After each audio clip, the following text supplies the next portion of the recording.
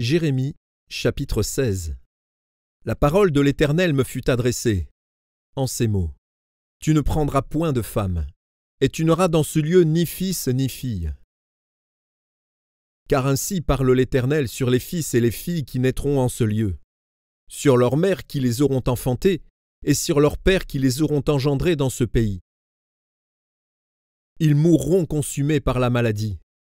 On ne leur donnera ni larmes ni sépulture. Ils seront comme du fumier sur la terre. Ils périront par l'épée et par la famine.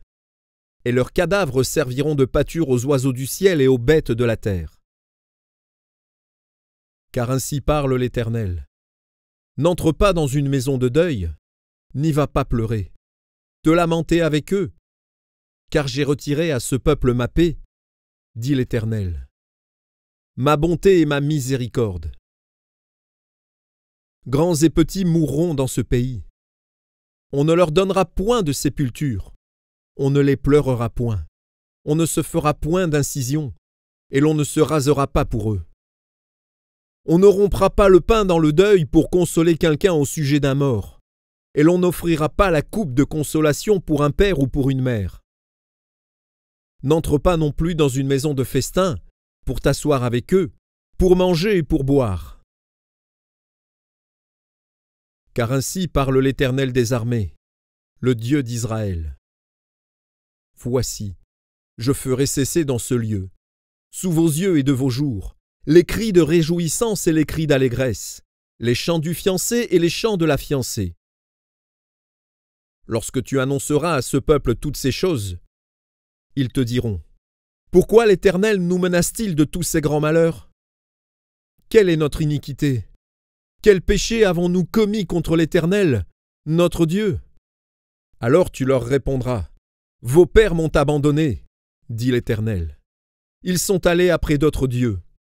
Ils les ont servis et se sont prosternés devant eux. Ils m'ont abandonné et n'ont point observé ma loi. Et vous, vous avez fait le mal plus encore que vos pères. Et voici, vous suivez chacun les penchants de votre mauvais cœur, pour ne point m'écouter. Je vous transporterai de ce pays dans un pays que vous n'avez point connu, ni vous, ni vos pères. Et là, vous servirez les autres dieux jour et nuit, car je ne vous accorderai point de grâce. C'est pourquoi voici, les jours viennent, dit l'Éternel, où l'on ne dira plus, l'Éternel est vivant, lui qui a fait monter du pays d'Égypte les enfants d'Israël. Mais on dira, l'Éternel est vivant, lui qui a fait monter les enfants d'Israël du pays du septentrion et de tous les pays où il les avait chassés. Je les ramènerai dans leur pays que j'avais donné à leur père. Voici, j'envoie une multitude de pêcheurs, dit l'Éternel, et ils les pêcheront. Et après cela, j'enverrai une multitude de chasseurs, et ils les chasseront de toutes les montagnes et de toutes les collines et des fentes des rochers. Car mes yeux sont attentifs à toutes leurs voies. Elles ne sont point cachées devant ma face, et leur iniquité ne se dérobe point à mes regards. Je leur donnerai d'abord le double salaire de leur iniquité et de leur péché, parce qu'ils ont profané mon pays, parce qu'ils ont rempli mon héritage des cadavres de leurs idoles et de leurs abominations.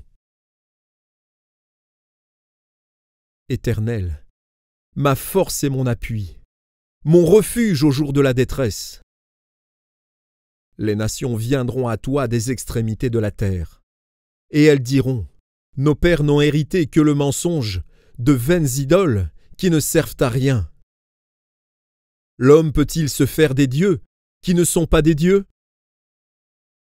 C'est pourquoi voici, je leur fais connaître, cette fois, je leur fais connaître ma puissance et ma force, et ils sauront que mon nom est l'Éternel.